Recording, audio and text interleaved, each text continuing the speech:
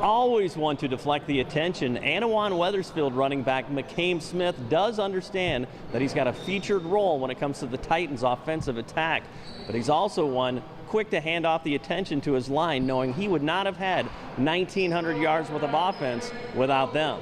It's pretty important because they push you super hard to get better as best as you can, so you can do it better during the season and just go your hardest.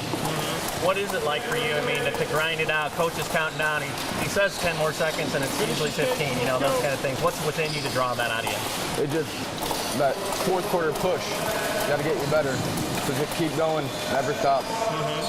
Tell me what the offseason was like for you guys when you guys go all the way to the quarterfinals, and honestly that last game, a play here or there, you're in it at the end too. Was that one of the motivating factors, this guy's got in the weight room, those kind of things? Yeah, like if you hit the weight room hard and do this stuff really hard, then you can have a successful year and keep going as far as you can.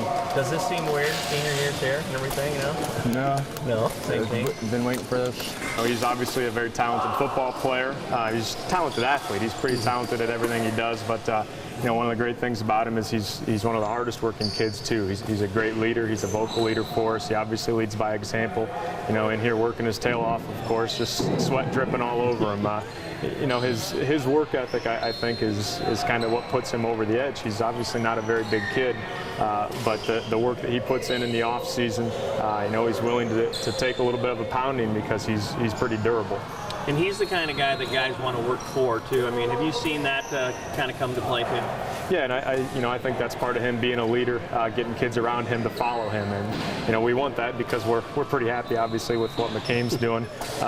Not just, you know, statistically, but you know, again, he's a great leader. He's an outstanding kid. He's doing really good things in the classroom. You know, so he's the type of kid that we want our kids to follow, and they are. Micam embraces all that surrounds the Friday night experience, but there will be one glaring difference. His brother Michael will no longer be his teammate. He'll be playing on Saturdays at Monmouth College, and certainly that speaks to Micam about his added leadership role.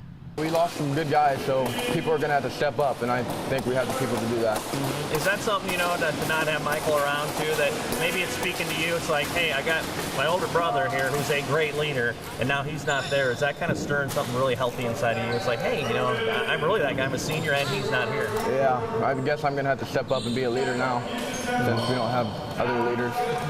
How would you define leadership on this team? What are some things that you've got to do to, I mean, you see some freshmen over here, you know, how do you lead into these guys? Keep positive and just push them their hardest. Just never give up. He's one of those kind of natural athletes. He's got a lot of natural instincts in football and in all the sports he plays. You know, so he's kind of ahead of the curve a little bit, I think, in that regard too, because he's got some things that you can't teach, and some of them that you can. He already possesses some of those things, so it makes our job as coaches a little bit easier. It makes us look pretty good, but it's a lot of natural given stuff for Micam.